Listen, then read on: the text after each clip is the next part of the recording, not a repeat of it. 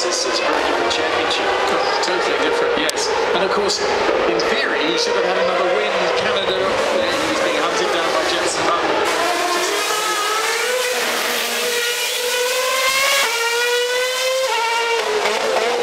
To most of us, that would have been